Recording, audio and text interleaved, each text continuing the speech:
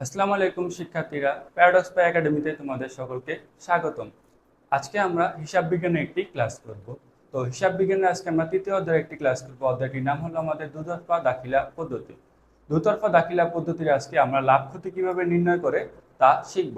তো লাভ ক্ষতি নির্ণয় করার আগে আমাকে তিনটা সূত্র সম্পর্কে ভালোভাবে জানতে হবে। যে একটি হলো কি আমাদের প্রারম্ভিক মূলধন, আরেকটি হলো আমাদের সমাপনী মূলধন, আরেকটি কি আমাদের লাভ ক্ষতি।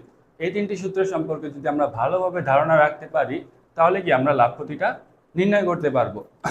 এখন দেখো কি বলা আছে, প্রারম্ভিক মূলধন। তো প্রারম্ভিক মূলধন কিভাবে নির্ণয় করতে হয়, এই জন্য এখানে দেওয়া আছে কি প্রারম্ভিক মোট সম্পদ মাইনাস প্রারম্ভিক মোট দায়। এখন প্রারম্ভিক জিনিসটা কি, এটা আসলে বুঝতে হবে যে আমাদের বছরের শুরুতে যেই মূলধনটা দেওয়া থাকে সেটাই কি প্রারম্ভিক মূলধন, এবং বছরের শেষে যে মূলধনটা দেওয়া থাকে সেটা কি সমাপনী মূলধন। তো আমরা প্রারম্ভিক মূলধন নির্ণয় করতে হলে প্রারম্ভিক মোট সম্পদ মাইনাস প্রারম্ভিক মোট দায়, এবং সমাপনী মূলধন নির্ণয় করতে হলে সমাপনী মোট সম্পদ মাইনাস কি সমাপনী মোট দায় করতে হবে।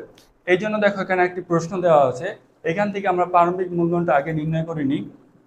কিভাবে প্রারম্ভিক মূলধনটা নির্ণয় করব, দেখো এখানে কি বলা আছে, 1 জানুয়ারি 2017 সালের তারিখে রুমা ট্রেডার্সের কি মোট সম্পদ ও মোট দায়ের পরিমাণ কত ছিল, 2 লক্ষ টাকা এবং 80,000 টাকা। এখানে 2 লক্ষ টাকা কি আমাদের মোট সম্পদ এবং 80,000 টাকা কি আমাদের মোট দায়। তো এখানে আমরা লিখে নিই যে আমার মোট সম্পদ কত পেলাম, 2 লক্ষ টাকা, এবং আমার মোট দায় কত পেলাম, মোট দায় পেলাম কত, 80,000 টাকা। তাহলে এই দুইটা যদি আমি মাইনাস করি তাহলে কি আমরা প্রারম্ভিক মূলধনটা পাবো। তাহলে আমাদের প্রারম্ভিক মূলধন কত হলো, 1,20,000 টাকা। ঠিক আছে, তাহলে আমরা প্রারম্ভিক মূলধনটা পেয়ে গেলাম। দেখো সমাপনী মূলধন কিভাবে নির্ণয় করতে হবে, সমাপনী মোট সম্পদ মাইনাস সমাপনী মোট দায়। তো সমাপনীটা আমরা কোথায় পাবো, এই যে আমাদের ডিসেম্বরের 31 তারিখ দেওয়া আছে এখানে কি আমরা পাবো। দেখো কি বলা আছে, নগদ 1 লক্ষ টাকা, আসবাবপত্র 75,000 টাকা, এবং ব্যাংক 90,000 টাকা, এবং কি দেনাদার 80,000 টাকা। এই চারটা সম্পদ যদি আমরা যোগ করি তাহলে কি আমরা সমাপনী মোট সম্পদ পাবো। তাহলে দেখি আমরা চারটা সম্পদ যোগ করে নিই। প্রথমে কত, 1 লক্ষ টাকা, 1 লক্ষ যোগ 75,000 যোগ কত আমাদের 90,000, এরপর আমাদের কত যোগ 80,000। তাহলে আমরা কত পাবো, 3,45,000 টাকা পাবো। দেখো সমাপনী মূলধন তাহলে আমাদের সমাপনী মোট সম্পদ কত হলো, 3,75,000, সরি 45,000 টাকা। এবং এখন সমাপনী মোট দায়টা লাগবে না। তো দেখো সমাপনী দায় কি আছে, পদ হিসাব, আমাদের তো একটা দায়, পদ হিসাব দেওয়া আছে 55,000 টাকা, এবং ব্যাংক ঋণ, ব্যাংক ঋণও কি আমাদের দায়, ব্যাংক ঋণ কত দেওয়া আছে 50,000। তাহলে কত হলো 1,05,000, 1 লক্ষ। তাহলে এখন এটা মাইনাস করি, 3,35,000 মাইনাস 1,05,000 কত, 2,40,000 টাকা। তাহলে এখানে লিখি 2,40,000 টাকা।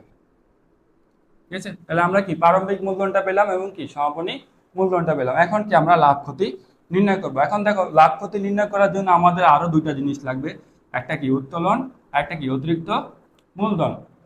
তো উত্তোলন এবং অতিরিক্ত মূলধন, দেখো প্রশ্নে কি বলা আছে, বছরের মাঝামাঝিতে মূলধন আনয়ন করে কত, 20,000 টাকা, এটাই কি আমাদের অতিরিক্ত মূলধন। এবং দেখো কি বলেছে, মালিক নগদ উত্তোলন করে কত, 10,000 টাকা, এটা কি আমাদের উত্তোলন।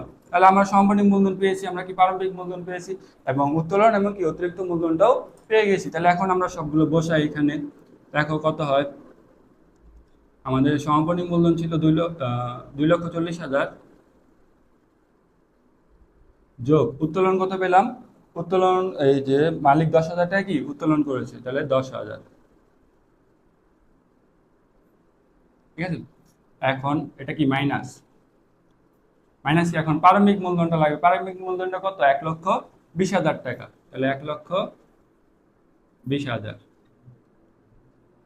এখন অতিরিক্ত মূলধনটা কত লাগবে, দেখো অতিরিক্ত মূলধন বছরের মাঝামাঝিতে মূলধন আনয়ন করেছে কত, 20,000 টাকা, তাহলে 20,000 এখানে লিখে দিই। এখন এই সবগুলো আবার যোগ করি, 2,40,000 আর 10,000 কত, 2,50,000, এবং মাইনাস 1,20,000 আর 20,000, তাহলে 1,40,000। এখন এই দুইটা কি মাইনাস করলে আমরা লাভ বা ক্ষতি পাবো। তাহলে দেখো কত হয়, আমরা কত 1,10,000 টাকা কি পেলাম। এখন এই 1,10,000 টাকা আমার লাভ হলো নাকি ক্ষতি হলো দেখো তো। এখানে আমাদের কি প্লাসে এসেছে না, অ্যামাউন্টটা কি প্লাসে এসেছে, তাহলে কি এটা আমাদের লাভ হয়েছে। যদি অ্যামাউন্টটা আমাদের মাইনাসে আসতো তাহলে কি এটা আমাদের ক্ষতি হতো। যেহেতু এখানে আমাদের অ্যামাউন্টটা প্লাসে, তাই এটা কি আমাদের লাভ। তো আমরা বলতে পারি আমাদের ব্যবসায় লাভ কত হলো, 1,10,000 টাকা। তো আশা করি তোমরা এই অঙ্কটি ভালোভাবে বুঝতে পেরেছো। তাহলে এইভাবে কি তোমরা তিনটা সূত্র মুখস্থ করে কি লাভ ক্ষতি নির্ণয় করতে পারবে।